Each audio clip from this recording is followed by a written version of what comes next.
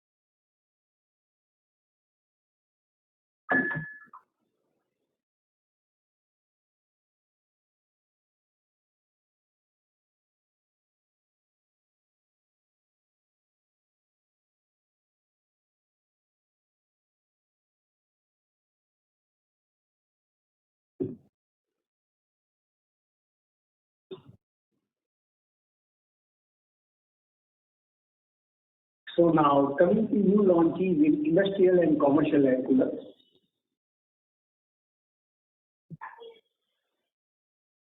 So 7 models under that range.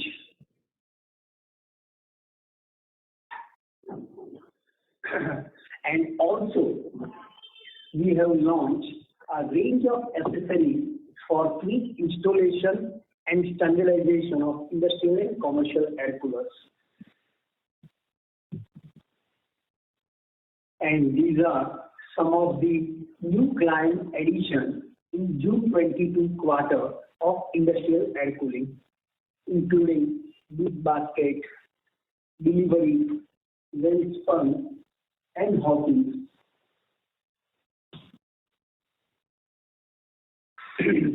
So far, whatever new range of residential as well as commercial air coolers have been made, many of them have been developed and designed with the R&D help of GSK China. And in fact, in centralized and ducted air cooler, there has been a huge support from China.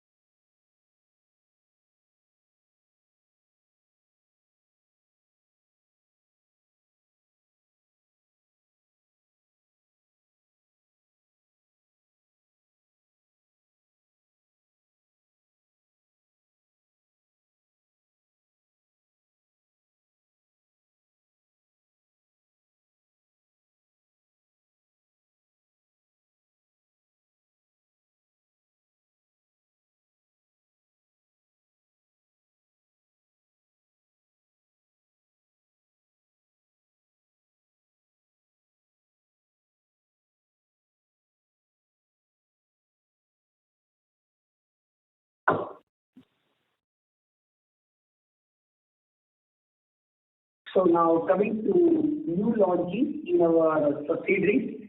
So in climate technology, roof-mounted air cooler, which is the flagship range for sale in Australia, those models have been completely developed in India.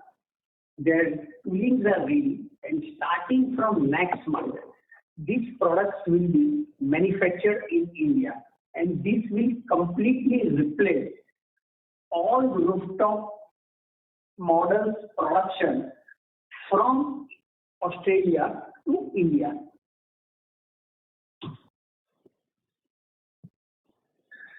So these are about new range, and in addition to this, there is also K series. So meant for sale in United States by climate technology. However, again, these models have been developed and designed by Chinese R&D facility with some inputs from climate technology.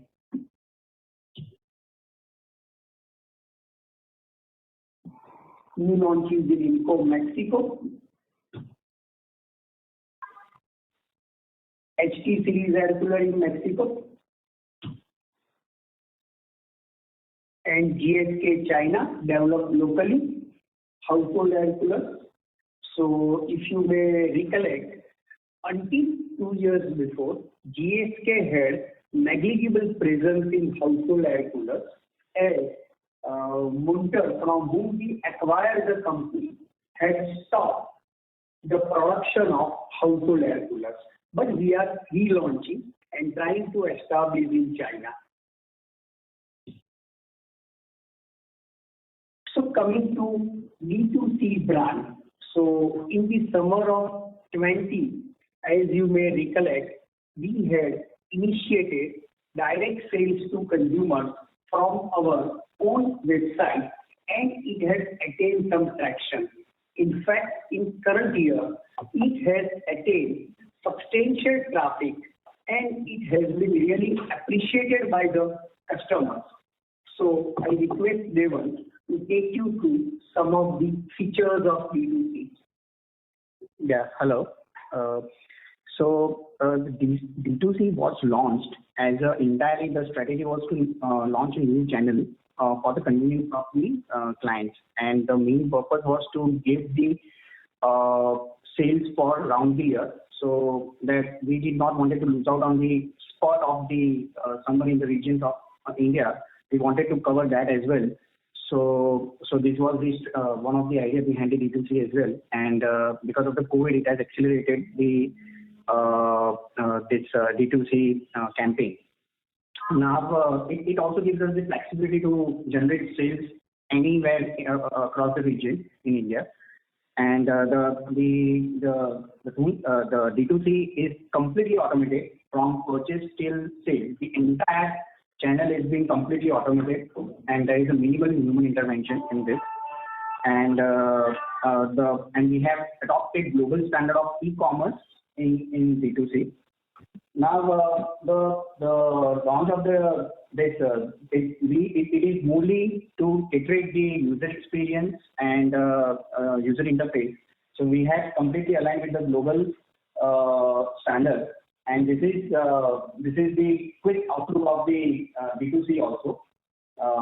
Sales can be made seamlessly. So and it has been well categorized across the requirement of the keeping in mind the requirement of the clients. So I'll just quickly show you the website as well. So how it is being. So this is the categories. We have broadly identified the categories as well: household coolers, commercial coolers, industrial coolers, and it is and it, unlike any other e-commerce purchase, it is seamless.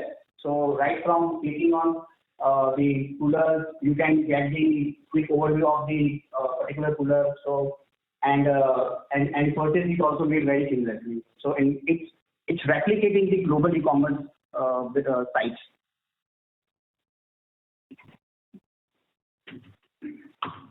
Yeah.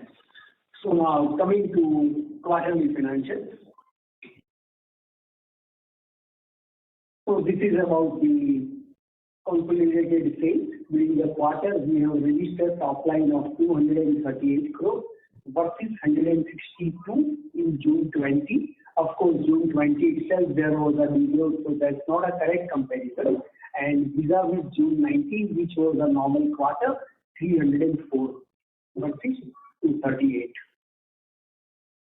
About EBITDA, it is at 18 crore, and profit before tax is just about 10 crore, and profit after tax is 6 crore. So coming to standalone financials, gross revenue has been 113 crore. EBITDA has been 9 crore, which could have been easily 21-22, even on the same performance, but unfortunately we had to spend large amount on advertisement and sales promotion, and then after there was a second wave, and has generated profit after tax of 7 crore. As far as gross margin percentage is concerned, on a consolidated level, it is 43%. Year as a whole, certainly this should improve, because one, as I said, year as a whole on a standalone, India sales Symphony will register about 50% gross profit margin, and overseas subsidiaries will register better performance down the line. So year as a whole, it should be at least in line with what it was in 18-19 or around that much. And as far as standalone is concerned, it is at about 48%, which we should be back to around 50%. And coming to EBITDA margin, it's about 8% for the quarter on consolidated basis, and same is about standalone. And this is the geographical breakup of the sales. So domestic sales during the quarter has been 86 crore, and international sales, which includes exports from India and sales from our subsidiaries, about 144 crore. So the breakup is about 1/3 in India and 2/3 rest of the world. Of course, the rest of the world has to generate good profitability, on which we are very confident. But in a year like this, our geographical diversification really seems to be paid in terms of de-risking the business. And it's not only geographical diversification, but also now good part of the sales is coming from southern hemisphere, wherein our winter is their summer. And this is the treasury. So it's about 476 crore versus 392 as on 30th June 20, and about 532 as on June 19. And this excludes our equity investments in subsidiaries as well as loans and advances given to subsidiaries. Yeah, so with this, I open the house for question answer. Thank you very much. We will now begin the question and answer session. Participants connected on web call may ask their question by clicking on the raise hand icon on the toolbar or on the Q&A tab.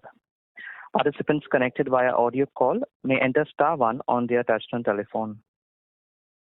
When it is your turn to ask a question, an operator will announce your name, unmute your lines so that you can interact with the speakers. We will wait for a moment while the question queue assembles.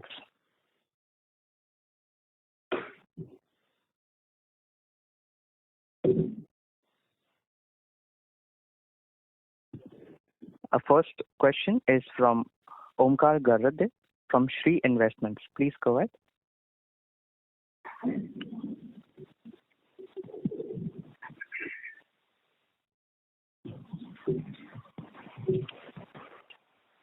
Hello. Omkar, your line is unmuted. You may please go ahead. Yeah, my question was regarding. Hello. Yeah, am I audible? You are. Yeah. If you look at the last 4 years of the Symphony's performance, it looks like it is no longer a pure play consistent performer, but a more like a cyclical business. So what do you have to comment on that? No, you are absolutely right. There are no two doubts about it. Unfortunately, last year as well as current quarter have been badly impacted by COVID.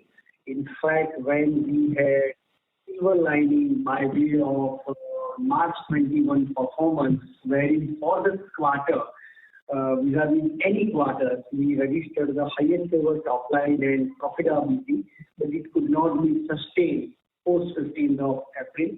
And before that, again, there were back-to-back bad summers. But all said and done, in last 4 years, as such, there is no growth. But as I mentioned in the commentary and conveyed in the presentation, we have initiated variety of steps and measures whereby in the medium to long term, despite this, we are reasonably confident to register decent CAGR growth in top line as well as profitability. But of course, my words will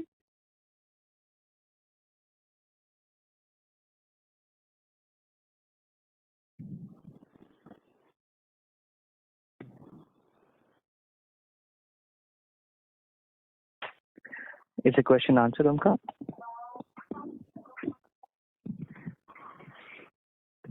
Hello? Yes, is the question answered? Yeah. I have a second question as well. Please go ahead. Yeah.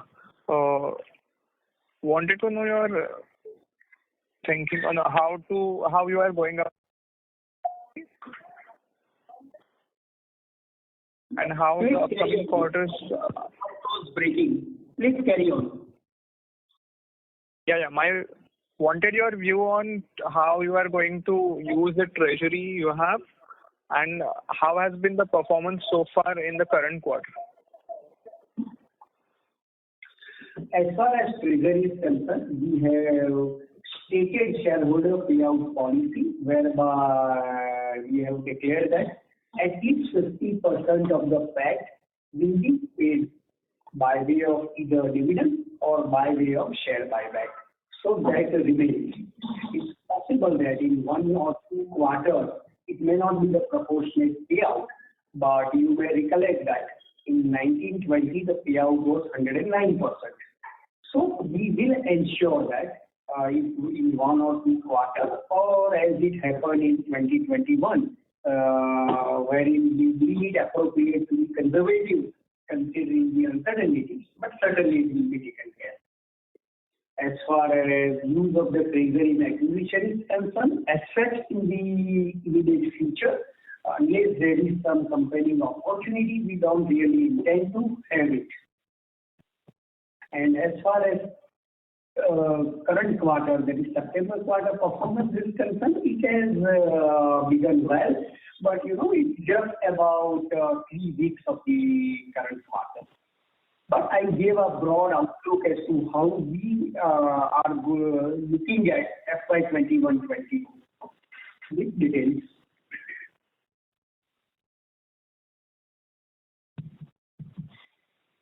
Okay, thank you. Thank you. Our next question is from the line of Nirav Vasa from Anand Rathi. Please accept the prompt on your screen and go ahead.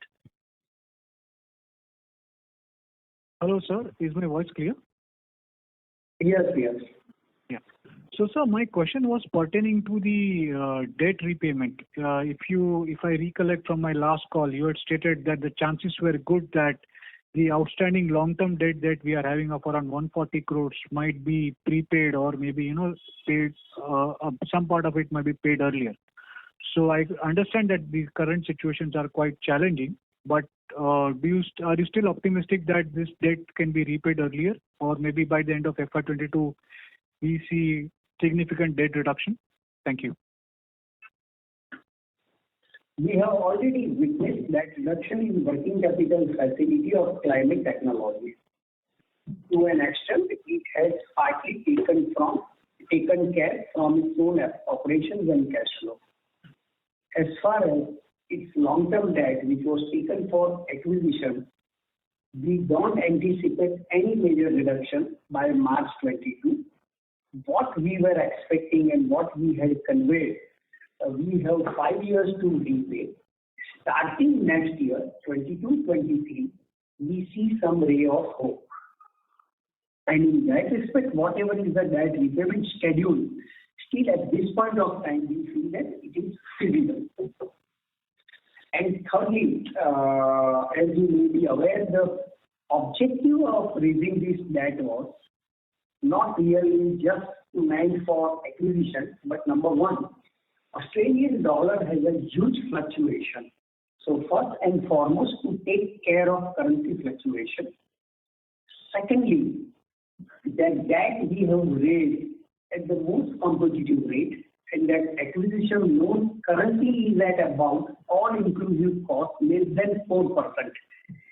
And even in AAA treasury instruments of Symphony, our average pre-tax return is in excess of 6%. So to that extent, there is an arbitrage. And number three, by raising debt, we are trying to enforce some cash flow discipline at the local level of management, because we wish to ensure that by and large it is taken care from their cash accrual. Otherwise, our treasury is far excess of the long-term debt taken. It can repay any point of time. And there is no prepayment charges also. Thank you, sir. My queries have been answered.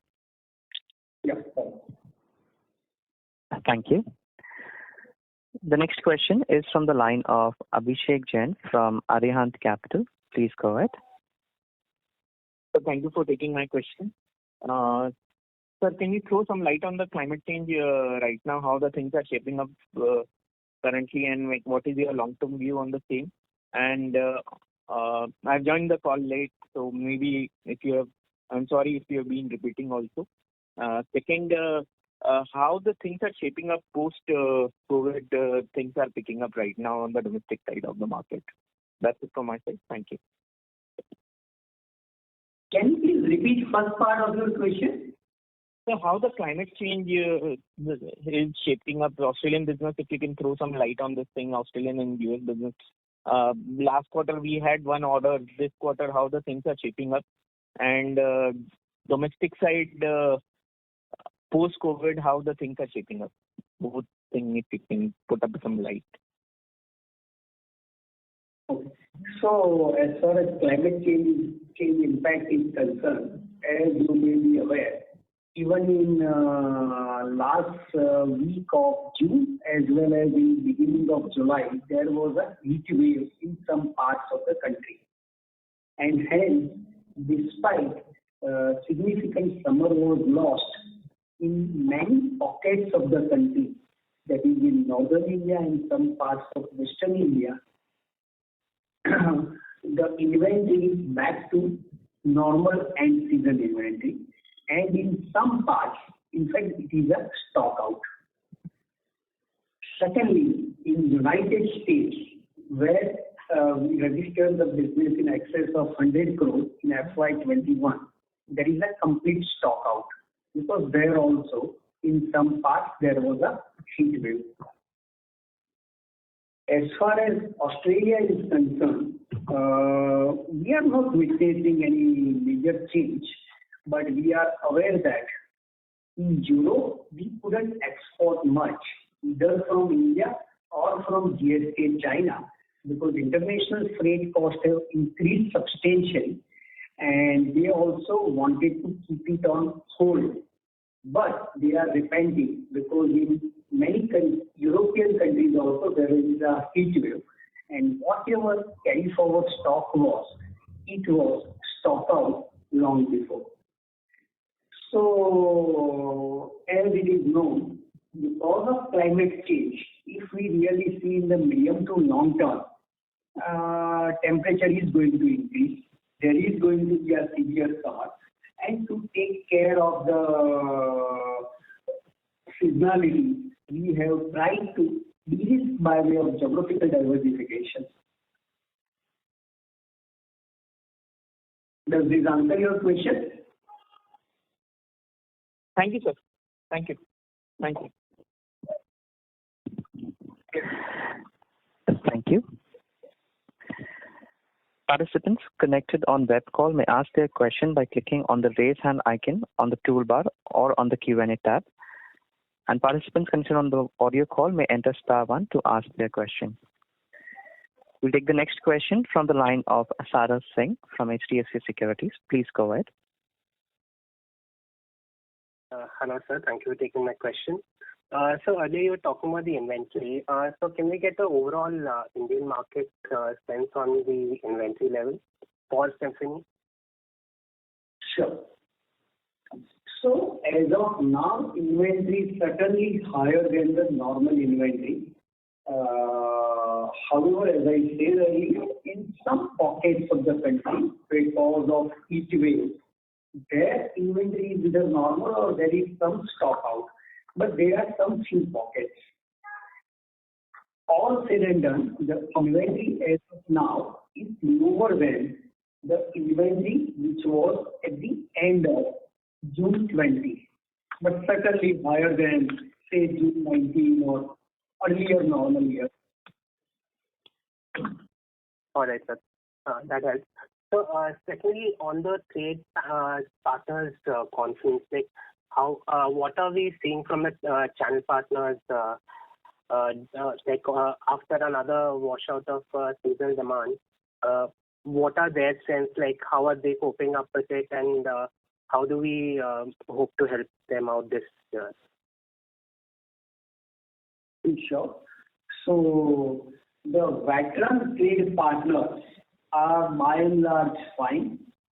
The new trade partners who have joined in recent past, they are quite cautious, and hence I would put it's a mixed bag.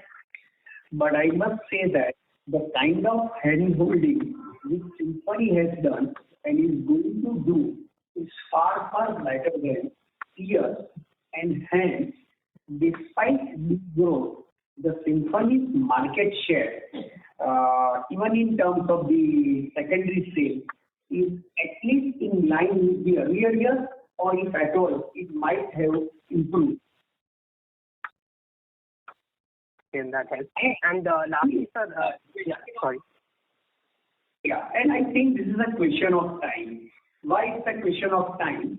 Say until November 20, sentiments were relatively low, but starting January, it improved, and since March 21, it improved so dramatically that rather than sales, our complete focus was on operation and production, and that's how it was until middle of April.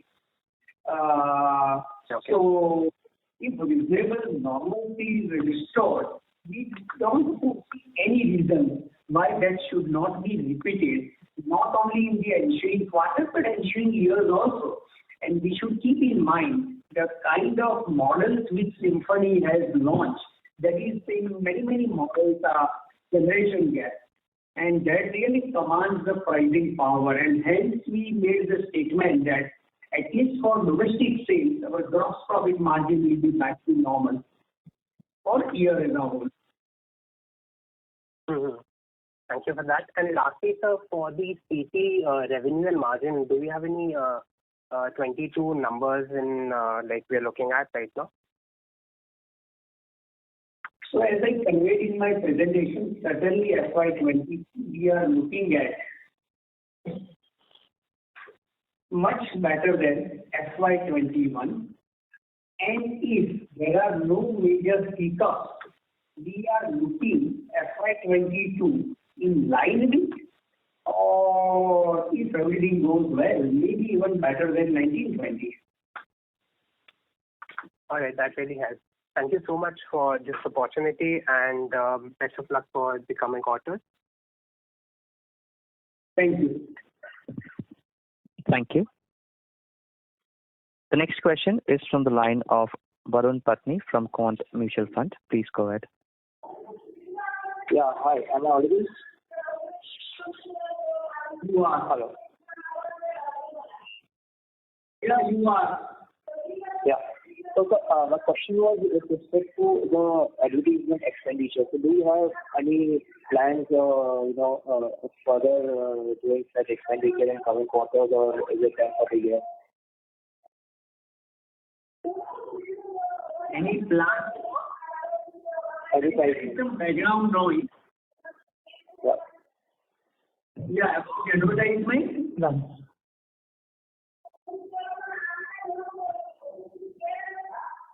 Varun, there's a slight background disturbance. So can you please repeat your question? Is it better now? Hello? Yes, Is it better now? it is. Yes. Please Yeah. go ahead. Okay. Yeah. So my question was with regards to the advertisement expenditure plans for FY22 as a whole.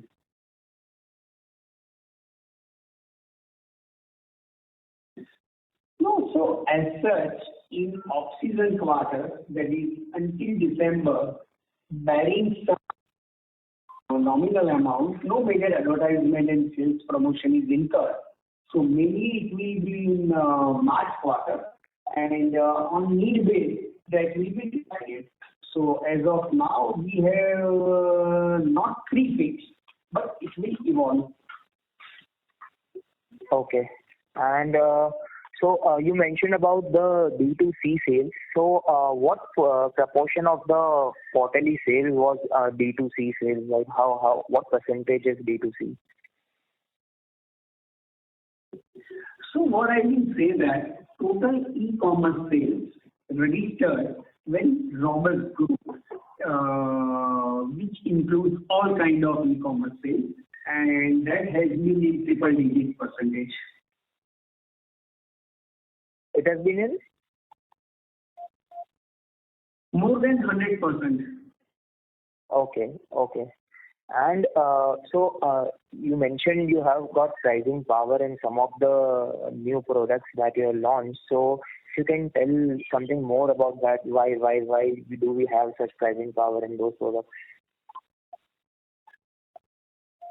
No, because as I showed in the presentation, many of those models do have not only unique features and aesthetics, but also unique format and better performance. And for any specific model or range, if you wish to know further, you can contact Deval Shah. He can provide you further details in respect of those aspects. Okay. Thank you. That's it from us. Thank you. Pleasure. Thank you. The next question is from the line of Manoj Gori from Equirus Securities. Please accept the prompt on your screen and go ahead.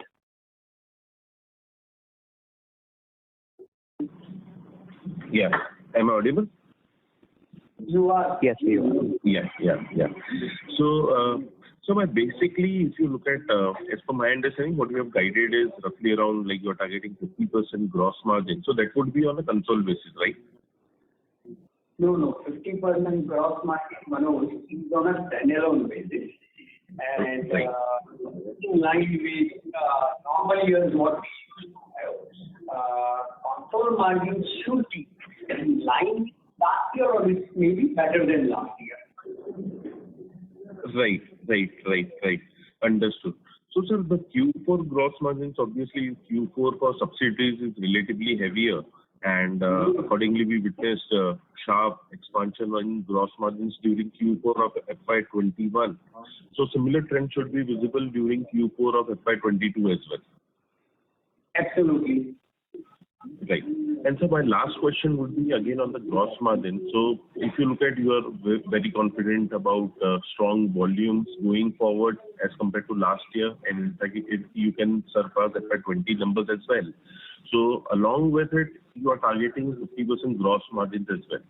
So how the industry demand scenario is shaping up, that you are confident about prices getting passed on, and on the other side, you expect volumes to pick up as well. Some commentary on that would be very helpful, sir. Sure. So one, in respect of the new models which have been launched, not only in household but also in multiple range, it has really seen a good traction.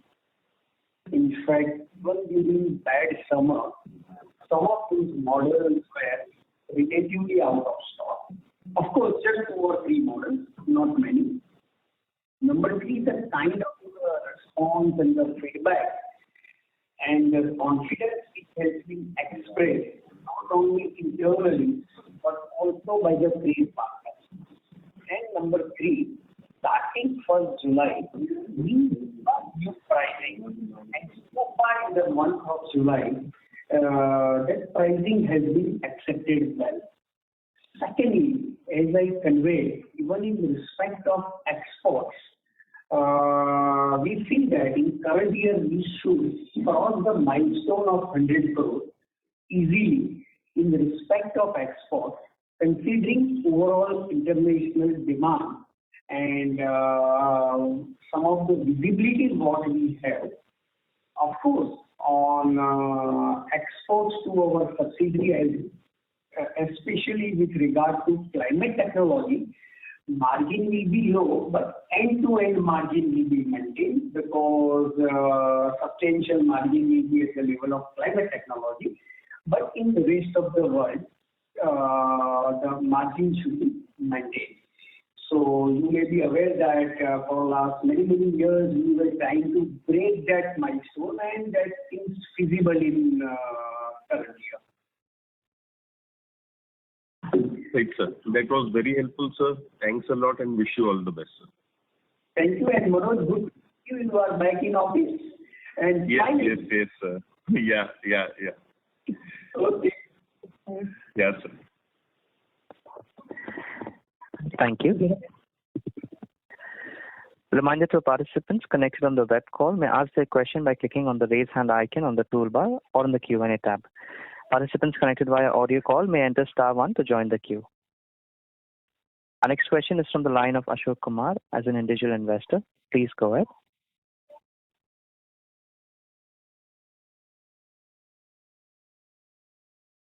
Ashok Kumar, please unmute your line and proceed with the question.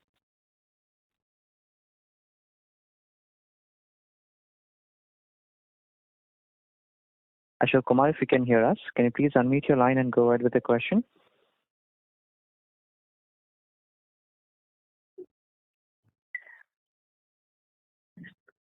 It seems there's no response from the current participant. We will move to our next question, which is from the line of Hiren Trivedi from Axis Securities. Please go ahead, Hiren. Yeah, thanks for the opportunity. So 2 questions. First is on the exports. How much was the contribution of exports for FY21 as a whole? And secondly, my second question is on the commercial air coolers. So if you could help me with the size of the commercial air coolers market and your plans to grow this, and what is your share in that commercial air cooler market? So as far as exports are concerned, in FY21, it was close to 58 crore. In terms of percentage, it's not really much relevant because year as a whole, otherwise of the standalone sales was quite low. So vis-a-vis that, or even in earlier years, our highest ever export was about 63 crore also. So in that respect, as I said, we feel we should achieve in excess of 100 crore. And even in June 21 quarter, our export has been 18 crore, which is probably the highest ever in June quarter. But down the line, especially in December and March quarter, the kind of visibility what we have, we should see really a good traction. Coming to your second part of the question, centralized air cooling. So in centralized air cooling, as such, we don't have substantial sales. As far as the market opportunity is concerned, there is hardly any organized player company operating at a national or international level. And the kind of the product what we have is much better in many respects and offering many variants. As far as the size is concerned, it should be easily in excess of 8,000 crore or so, or you can define it slightly differently. Whatever is the size of air conditioner, it should be easily centralized air conditioner. It should be easily in excess of that, because whatever can be cooled by centralized air conditioning, those and many other space can be air cooled by centralized air cooling.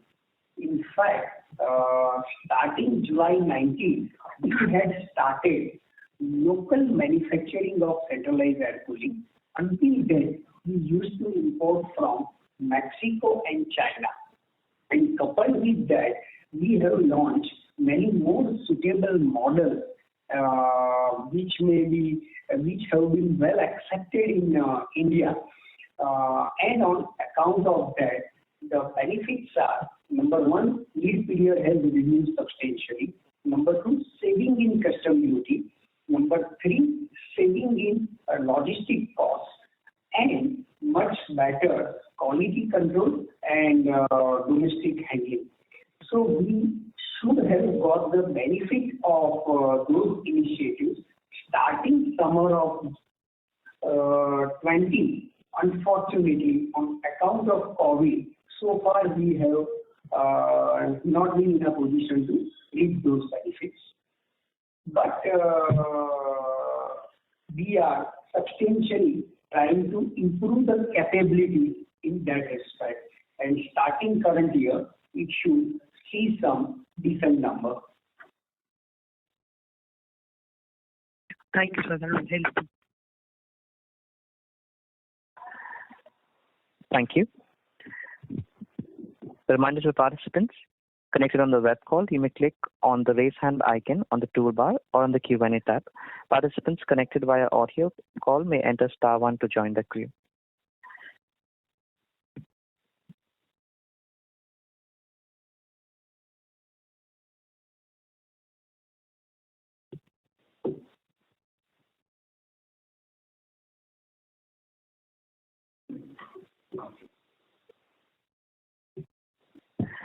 Ladies and gentlemen, as there are no further questions from the participants, we will now hand the floor back to Mr. Nupesh Shah, Executive Director, for closing comments. Thank you, Trust Capital, and thank you all the participants.